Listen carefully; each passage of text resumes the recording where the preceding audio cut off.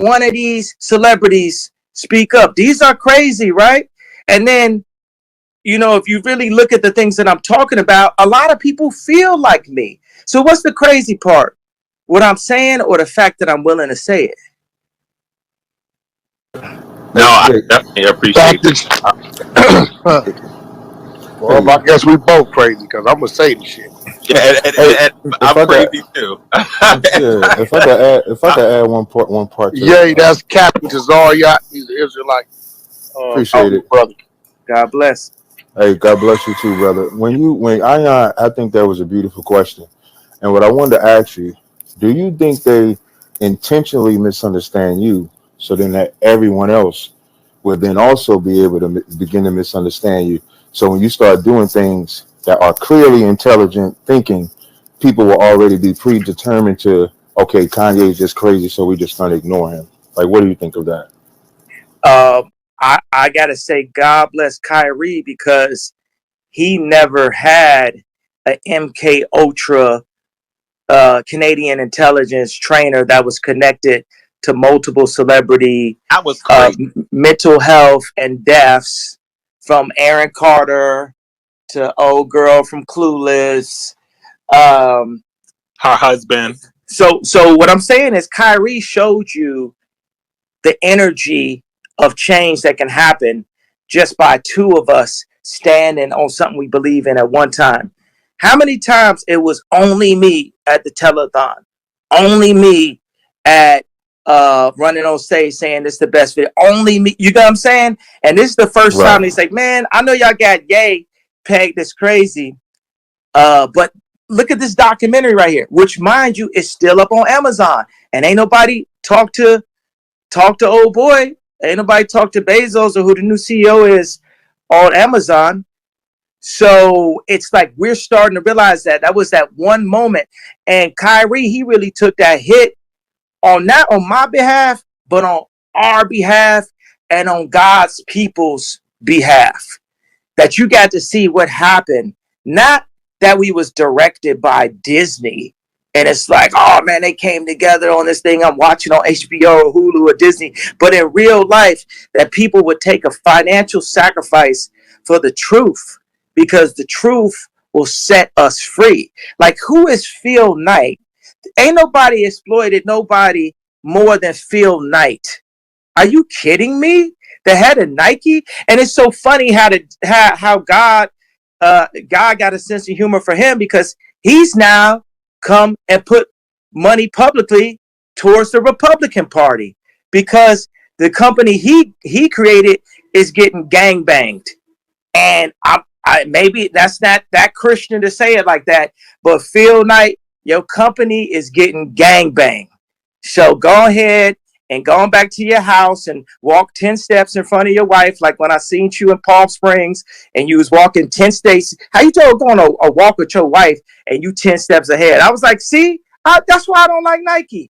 If this is the person that's setting the what do they call it? The environment or whatever.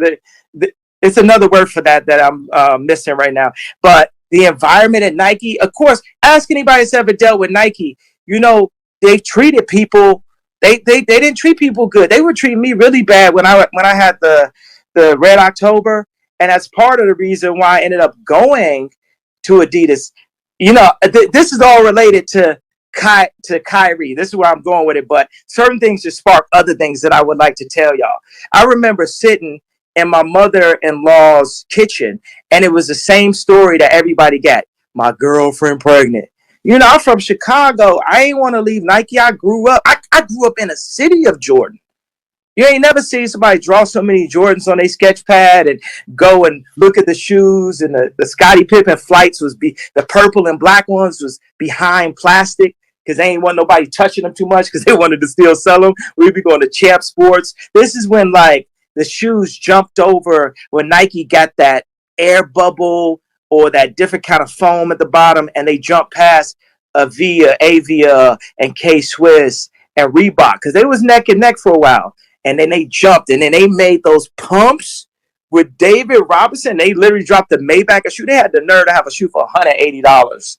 Back then, now I know that's a normal price right now, but for a kid, shoes cost $60 back then. But I remember that effect that Nike had on me. It didn't matter that people could buy that David Robinson pump or not. It affected me that at the point when Nike was treating me like how Chase was treating me, like how Adidas was treating me, that I was willing to stay with Nike because of how much I loved it, because of the value that we place on brands due to propaganda and just mental manipulation. All the Edward Bernays advertising. Why did Nike swoosh mean something to you? Why we want to be like Mike instead of wanting to be like Christ?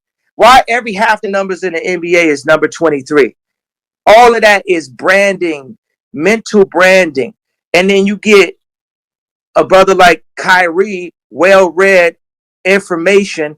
And another thing, you take like Jalen Brown, you take Kyrie, you take a couple people, right, who they family is going to be all right no matter what. You know what I'm saying? I got a couple family members that might ask me for a loan here and there, but my family got jobs, right? So that means that I don't have to listen to nothing nobody got to say. If I want to get rid of all my money and go to like riding skateboards or driving an Uber for the rest of my life, I can do that. But you know what they go and do to the NBA players? They'll be like, well, what about grandma? What about your auntie? You don't want to go back. You don't want to be shamed, because they got a position. They're going to give you some type of job, some type of Shaquille O'Neal job for the rest of your life, as long as you play the game. And with Kyrie, he got 1 year left. They question it, like, will he even go, would he go play basketball again? And it's interesting to me. I know you got a question later about Candace Owens. Man, you got to understand, like in 1 week, I went in Trump, Alex Jones, and then I Elon. Like in a matter of 10 days, right? Where's the lies? You know what I'm saying? So, because everybody's beholden to somebody, right? And I got to say, I'm proud of Trump that he actually spoke up. And Ari Emanuel put something out that showed that I had stretched the limits of the idea anti-Semitism. So listen to this thing that Trump put up. I think it was this morning, right? So he says, how quickly Jewish leaders forget that I was the best, by far, president for Israel. They should be ashamed of themselves. This lack of loyalty to their greatest friends and allies is why large numbers in Congress and so many others have stopped giving support to Israel. He could have never said that had it changed in 1 week. It changed in 1 week because I went and I grabbed the third rail and I lived.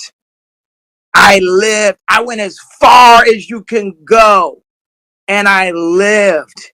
Now let's open up the conversation and see that Jared Kushner was standing next to Trump the whole time and Rahm Emanuel was standing next to Obama the whole time. And then Rahm Emanuel went to my hometown and destroyed that city. And what I liked is I was talking to a friend of mine that just took $30 million from Ari Emanuel. I'm sorry, he ain't got money like that, from an investment company that Ari Emanuel is associated with. And I heard they big mad. I heard he mad. I heard, hey, Ari, you mad? You mad? Oh, what, Ari, what you so mad about? Oh, because they keep on making you put them articles out because you at the lowest level of the power structure. Is that why you so mad, Ari Emanuel? Oh, what? Oh, how does the power structure run? Okay, we got China and headed to be potentially, if it's not for Jesus Christ, the New World Order, the New America. But previous to that, we do have Christian ran families, the Medici, 1,000-year-old families. They sit above the Vatican. The Vatican sits above the financial groups, BlackRock and Vanguard. Vanguard sits above Putin, Kim Jong-un, Biden. And you know who's under all of them? Ari Emanuel, Hollywood. It is the first line of defense for the CIA for mind control. Come and get me.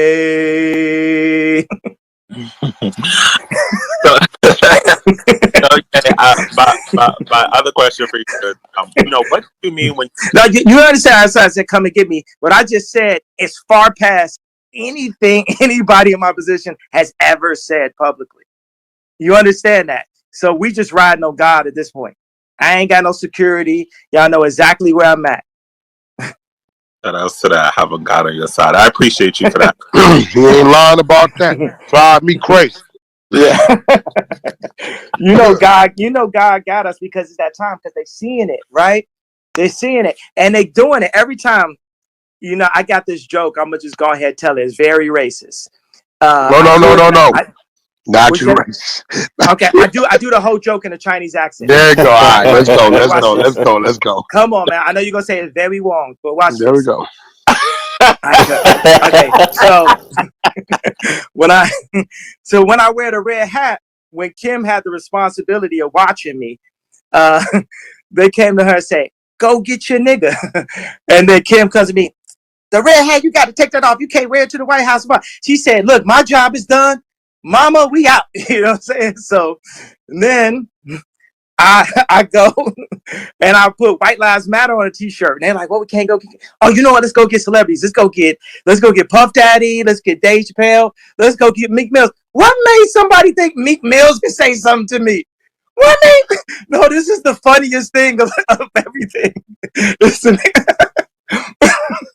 Yo, man, I'm about to start crying, laughing, man. Somebody thought Meek Mills. Sorry, no, I'm sorry. Meek is a gangster. Meek's a gangster, gay. Meek is a gangster, man. Somebody said, "Oh, Meek." No, I'm literally in tears. So, yeah. Your world tour or your girl tour, right? Hold on. No, somebody's like, it's like Meek. Okay, hold on.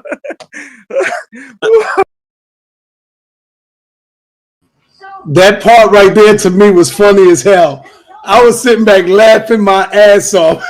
He going in on Meek Mills and shit. What makes you think Meek Mills could say something to me? Like, come on, bro. You crazy? That shit had me laughing like a motherfucker, boy. Well, okay, that was not my joke, but somehow that part was really funny to me. Okay, so 100. Okay, so, 100. Okay. Hold on. Let me think of something really not funny for a second. Okay. When you having sex, you try to think about something really unrelated. Let me think of something really not funny. Because every time I think about that, I can't finish my story. Crazy. Okay, somebody thought they could get me.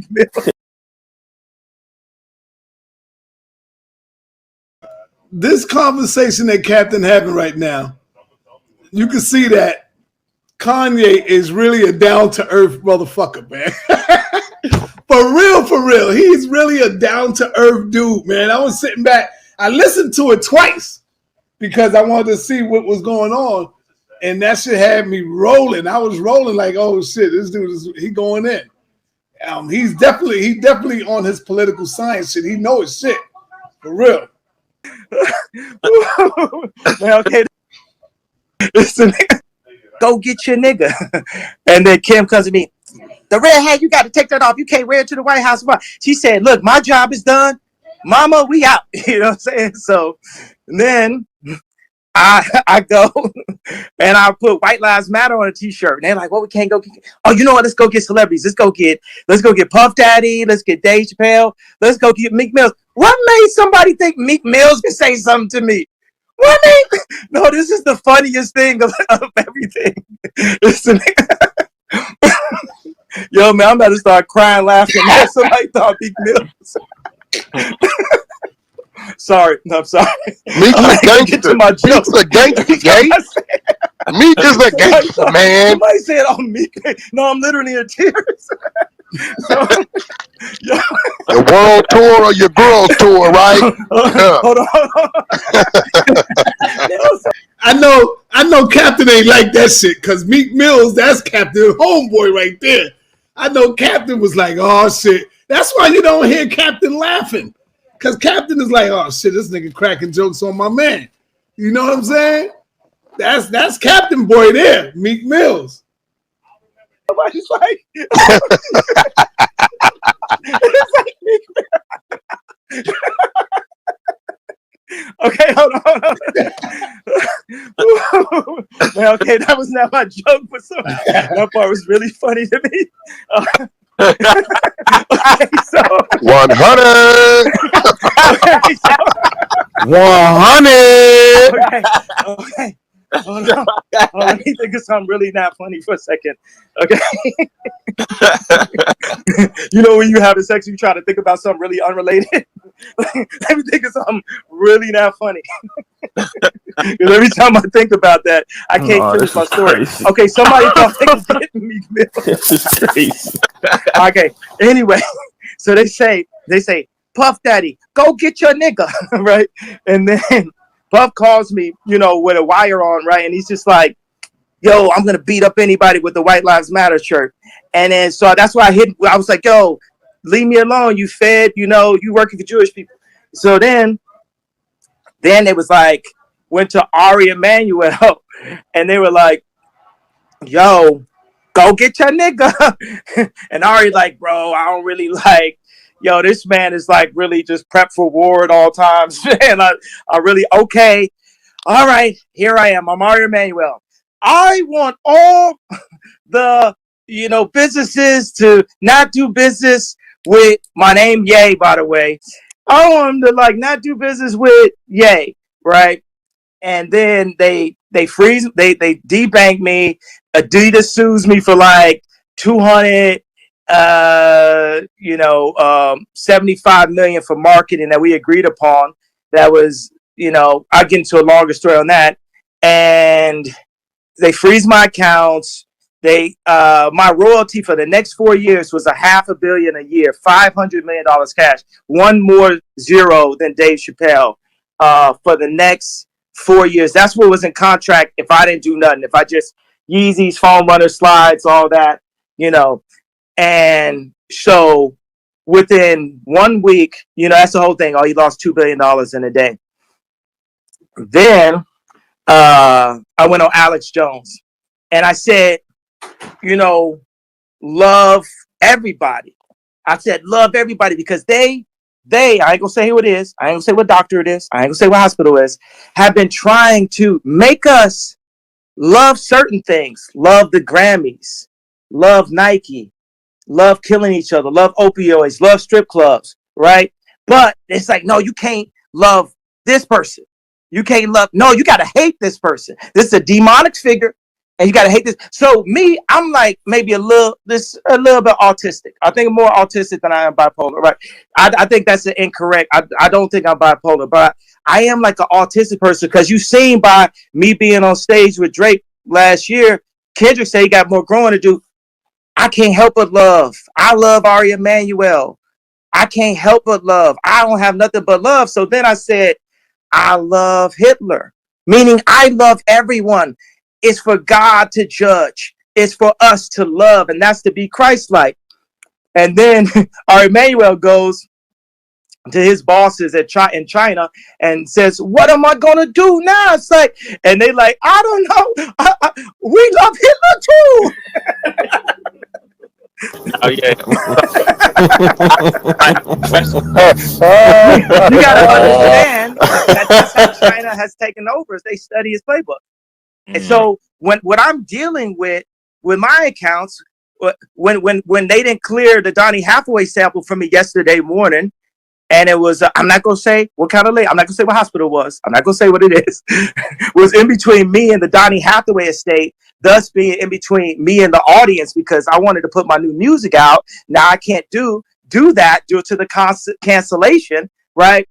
That playbook is the communists following parts of the Nazi playbook. So really, I'm the one, and it's Jewish people that actually are helping me at this point, right? There's people literally hiding me under their wooden floorboard because everyone's like, man, he gave an opinion, so this is a cautionary tale. Look at even Charlemagne. We be having our issues, and he had to say it out loud. He do it a bunch of times. He made Biden say what it really is out loud. We remember that. He made whoever that guy was on his show say what it really is out loud. We remember that. And he said, yo, but Ye said something, he lost everything. And everything meaning everything they gave us.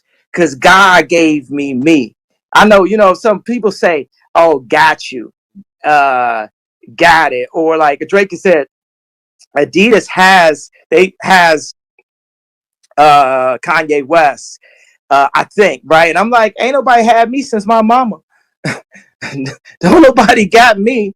Don't nobody had me, has me, none of that. So people take everything. And you can't take it away from me. It's too late. That energy, that soul, there's nothing they could do at this point. There's nothing we could do other than have a real conversation at this point. Because guess what? After all of that, we still ain't had the conversation about the contracts and what led me to the DEFCON treaty in the first place. That's a reality. So I want to get into the next question. Okay. Go ahead. Who Go ahead. Back? Oh, so no, okay. So Ye, you have mentioned that the sacrificing of Donda, and I kind of wanted you to elaborate on what did you mean by that. This is just an idea of something that I saw, me seeing Michael Jordan's father taken away, Bill Cosby's son, my mom. I felt like these things happen to bring trauma and control to the Black voices, the blood of Christ, the original voice, the voices that are controlled by the media. Oh, this could happen. This could happen to you. This can happen again. This is what we're going to do. We're going to make this sacrifice. And, this is just, I saw a pattern. Sometimes people say, oh, well, Ye, what you're saying, that sounds erratic. I'm a producer. I see pattern recognition. I'm listening to Otis in Paris sitting at the table with Jay and Beyonce and Dream and stuff. Virgil's there. And I just hear the song and I got and boom, let me make that a pattern. That's one of my things of what gives me a neo ability to see the world in these black and green matrix screen ways is my pattern recognition. That's what makes me a Rain Man. And if Rain Man saw those three things add up, he say, okay, well, the fourth one's going to be Tiger Woods. And then the fifth one's going to be, you get what I'm saying? There's a pattern of that happening. So I think the word sacrifice is, and I'm super Christian, but it sounds too, nothing can never be too religious, but in this really secular media world, they use religion to sound. People always want to write things off as sounding crazy. So, guess what? It's up to people to believe the stuff I'm saying or not at this point. Pretty much it's right every time. So, and I still have the ability to speak. And that's why I did this morning, because the last thing I need to do is stop expressing myself, because God put me in this position to express myself. So I'm saying my pattern recognition says that looks like there's sacrifices to major black celebrities in Hollywood. Thank you so much. Go ahead, Cap. I appreciate it. I had a question, right? I've followed you like from your first album up until now. On your first album, you had songs like Spaceship, you had Jesus Walks. Even in your song The Last Call, which I still play when I work out, you said, I played Jesus Walks for me and they wouldn't sign me. And so now when you fast forward to 2022, you're extremely active with your belief. Is this something that you wanted to do back then, but you felt like maybe either the masses wasn't prepared for it or would be held back, and now you feel like you're in a position to bring it forth? Because I'm a fellow believer in Christ as well. Like, what made that change come to where you push it the way that you push it?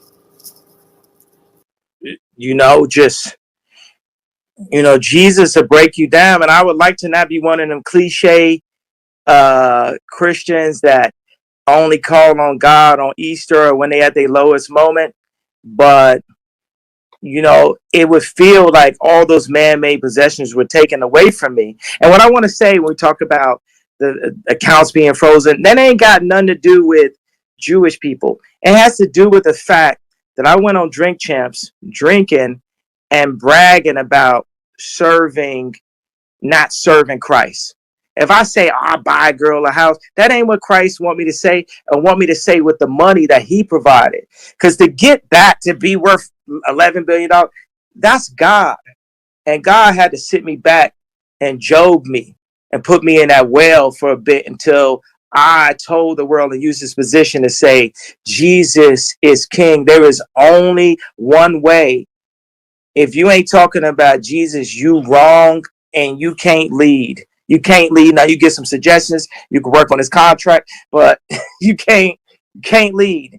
You can't lead until you follow, and until you follow the truth and the way, and that is Jesus Christ. And that's what I had to learn. And I go down there, because I go into these places. I got a Napoleon. I got the short man complex. I got the Michael. I got the lawyer from Carlito's Way complex for sure. What are you talking about? I got pink polo next to Rockefeller. You know what I'm saying? I still don't like the way Tata used to look at me in the studio. You know what I'm saying? It just never left my mind. But somebody just give you a look like, what you doing here? Play a beat. But I gotta say, one thing is so funny. It's like nobody really had my back and supported me as much as Tata. Now he always going to keep it real because this is one of the realest people. Like if anybody know Tata, this is one of the realest, most straightforward people. Like even Jay might keep it more politically correct, but Tata just gonna boom. He's just gonna say what it is, how it always is. But Tata got me on Jay-Z on the Blueprint too.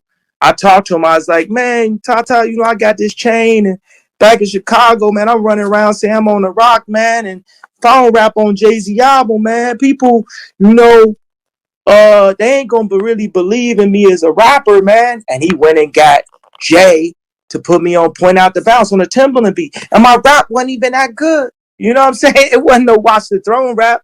But, it's like he did that. Another thing is I always be talking about Jay Brown. I'll be having my issue with Jay Brown. We got this joke going back and forth where it's like he had this leather jacket, and this leather jacket had wool, but it had leather sleeves. And it made me think of like them leggings that girls used to wear, where it's like gym in the back, but leather in the front. I'm like, is you going to the gym or you going to the club? Let's make a decision here, right? So Jay Brown had a jacket. I told him, yo, I want you to go on a flight.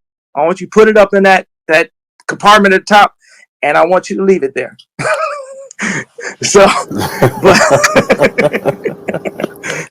and if you ever talk to Rihanna, there's a whole email that I put like 12 people on while I'm just talking about his jacket for a long period of time, right? And he'll know exactly what jacket I'm talking about. And I hope he left it. And leave that in the lost and found and don't find it. All right, but what Jay Brown did is when I had Stronger, and this is funny, this is like some proper music industry stuff.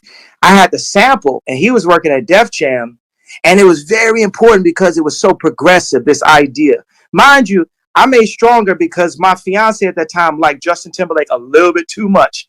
He's like, oh, we bring in sexy bag. I'm like, man, you just dancing too. You all up in the mirror to that, huh?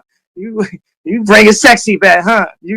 So we went and made Stronger, and I would play it, and she'd be looking like, because I was kind of like a backpack rapper, and she's like, yo, I don't know if people gonna understand it and get it.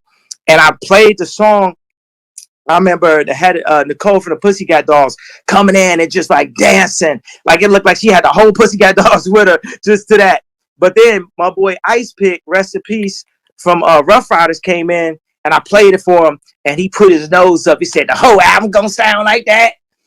And then I remember I was like, oh, I got to get this song to a place where it'll play on Hot 97. We're going to get the pop stations. This before, I was canceled the first of my 30th times of getting canceled. So we knew we was gonna get the pop station back then, but we had to make it for the black station. I put the song out. It didn't bang in the club. We went and got Swiss to work on it, Pharrell to work on it, and then Timbaland. We had to go to the person who made Sexy Back. He redid the drums. It took him 10 minutes to do it, and then for the next 2 hours, he just talked about couldn't nobody do it but him. Can't nobody do this but me. You came to the right place. I'm the only person that can do this. Right here, I'm just sitting there, just listen to him. Like when Pusha T would have to listen to me talk for a long time. Or like how y'all have to listen to me talk for a long time right now. Thank God for being my therapy today. I've been going through a lot. That's what's up. That's what's up. But anyway, I want to say Jay Brown went and there was someone who had the sample also. He went and bought the song to ensure that the first time you heard that was from me. So me and Jay Brown have our differences. Like he got a difference. Like he feel like it's okay to wear jackets with leather sleeves and wool bodies. We agree to disagree. But he has done a lot. You know, this stuff is like funny to me. I'm one of these people that you can tell obviously likes the sound of their own voice, and by the sounds of being the top 5 streaming artists of all time without no album out, hundreds of millions of other people do too. Did that answer your question? Yeah, somewhat that answered my question. Okay. Now my next question. Wait a second. He didn't sound energized on that though. I want you guys Get him, Jay. Get him, Jay. No. I wanted to do a follow-up. Oh, shit, y'all. I want to do a follow-up, but I know Ion's going to ask. No, do the follow-up because I want your energy level to be high. Okay, so my follow-up. So I follow like the Israelite belief, and so the reason why I asked you that question about your path is because I love that journey. I see you're switching, and then from watching the Drink Champs video, you made a statement to say that we're the Jews too. So like, where did that part come from? Was it something that you learned from like the Jewish people, or is this something that you learned from your own side? And where do you intend to take that part? When I went on Alex Jones, it's interesting. He talked about this. It's so funny. You wouldn't expect Alex Jones to specifically back up that thought and that theory. I would read the Bible. I'm looking at the location of the Bible, and I wouldn't visited Buju Banton, and I'm getting different people's perspectives on Christ. I have my boy Mickey Halstead also shares these same beliefs. And my question is, why are we the only people that don't have a flag? Well, obviously, our existence was erased. Those slave ships was real, bro. We are the Jew, and they are Jewish, like that of a Jew. That's what I'm talking about. Oh, you wanted to hear that? I'm already canceled, right? So I can say stuff like that. I want to make sure, because it was important. Even though we're not face to face, I heard in your voice that Timbaland story that I tell all the damn time was not that funny to you. You was trying to get it to some like you was trying to get it to like a real conversation. We're trying to line up in front of the stadium right now.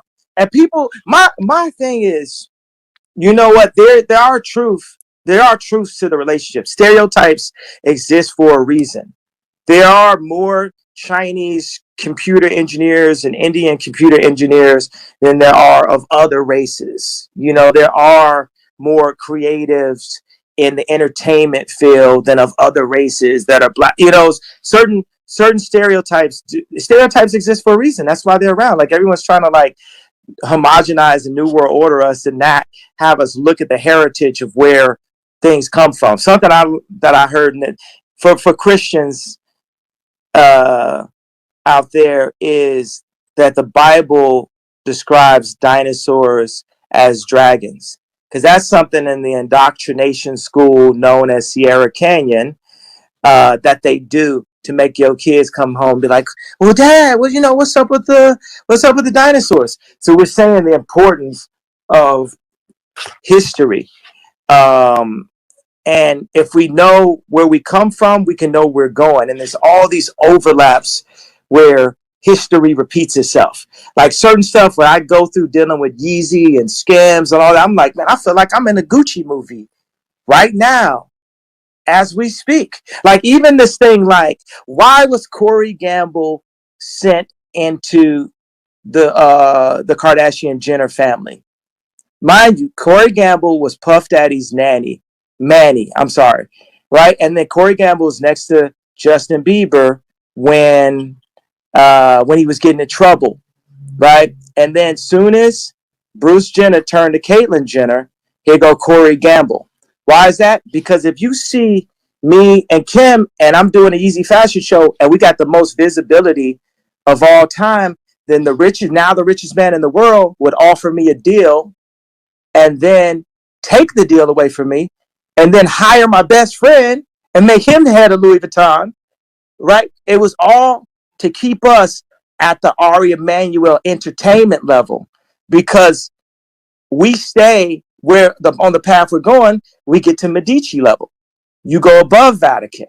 You go above Vanguard and BlackRock. But right now, Shorty got an investment firm that's half with, I'm not going to say what hospital is. I'm not going to say what the doctor is. It was a juice. So no surprise. But that's the thing is you got to understand the Armenians work in the meatpacking district and the Jews work in the nigger packing district. The Jews are used by the Chinese to control the blacks. They just middlemen. They'll sell anything. That's real. That's real. I mean, come and get real. me. Definitely. Yeah, you definitely get some juice right now. So, yay.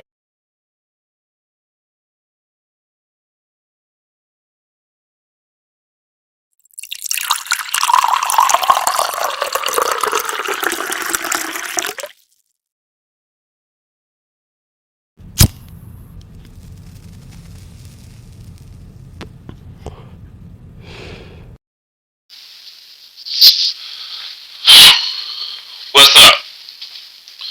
This is never ending working service. The newsroom.